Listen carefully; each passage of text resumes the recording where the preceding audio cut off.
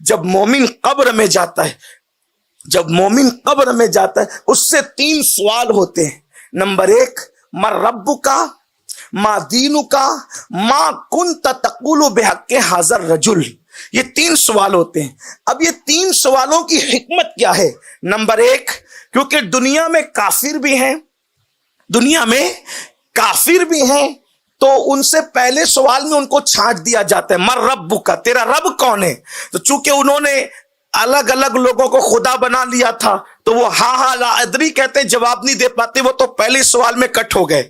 پھر چونکہ خدا کو ماننے والوں میں یہودی بھی اور نصرانی بھی ہے تو پھر ان سے پوچھا جاتا ہے ما دینوں کا، کہ تیرا دین کیا ہے؟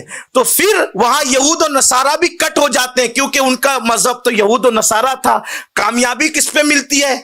اسلام کہنے والے پر، لیکن جو اسلام پہ نہیں ہوتا ہاں لا ادری کہہ کے وہ بھی کٹ ہو جاتا ہے۔ لیکن اب یہاں پر تیسرا سوال جو ہوتا ہے، ما کنت تقول بحق ھذا الرجل، حضور قبر میں تشریف لاتے ہیں۔ دیکھو کتنی خوبصورت ہے موت۔ حضور علیہ السلام قبر میں تشریف لاتے ہیں، اور بظاہر یہ امتحان ہے اپنا۔ امتحان یہ ہے کہ ہمیں قبر 2 گز نظر آتی ہے، اتنی چھوٹی سی۔ اب عقل والا سوچے کہ اس میں کیا رکھا ہے؟ ارے اس میں کیا رکھا ہے؟ اس میں جنت کی کے باغوں میں سے باغ ہے۔ اللہ کے رسول فرماتے ہیں القبر، کہ قبر روضۃ من ریاض الجنہ، کہ مومن کی قبر جنت کے باغوں میں سے ایک باغ ہے، اور وہ اتنی کشادہ ہوتی ہے تا حد نگاہ، جہاں تک مومن کی نظر جاتی ہے وہ تا حد نگاہ کشادہ ہو جاتی ہے، اور وہ جنت کی کھڑکی کھول دی جاتی ہے۔ تو تیسرا سوال جو ہوتا ہے، ان کے بارے میں کیا کہتا؟ ما کنت تقول بحق ھذا الرجل۔ اب یہاں پر اہل علم کے مختلف درجات ہو گئے۔ کچھ لوگوں نے کہا کہ قبر سے لے کر مدینہ منورہ تک پردے ہٹائے جاتے ہیں اور پوچھا جاتا ہے کہ ان کے بارے میں کیا کہتا تھا۔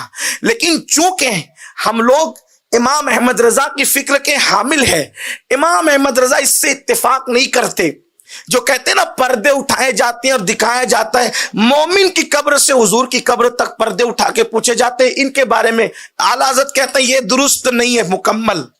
کچھ لوگ کہتے ہیں حضور کی تصویر دکھائی جاتی ہے، میرے امام کہتے ہیں یہ بھی نہیں ہے، کیونکہ ہاذا یہ عربی میں قریب کے لیے ہوتا ہے، اور اگر قبر شریف سے پردے اٹھائے جا رہے ہیں تو پھر ہاذا نہیں ہونا چاہیے، کیا ہونا چاہیے؟ ذالک۔ یہ تو پہلے دن پڑھایا جاتا ہے نا مدرسوں کے اندر، تو ہاذا نہیں، ہاذا تھوڑی ہوگا۔ اگر وہ مدینہ منورہ میں قبر انور سے پردے اٹھ رہے تو ہاذا نہیں بلکہ ذالک ہونا چاہیے۔ ان کے بارے میں کیا کہتا تھا؟ لیکن کیا کہا جاتا ہے؟ ہاذا، اور اس کے بعد ہاذا بھی کیا کہا جاتا ہے؟ ہاذا الرجل کہا جاتا ہے، ہاذا الشبیہ نہیں کہا جاتا، کیا کہا جاتا ہے؟ ہاذا الرجل۔ اگر تصویر دکھائی جائے گی تو کہا جائے گا کہ اس تصویر والے کے بارے میں کیا کہتا ہے، لیکن تصویر نہیں دکھائی جاتی بلکہ حدیث میں آتا ہے بحق ھذا الرجل، یہ جو انسان یہاں پہ موجود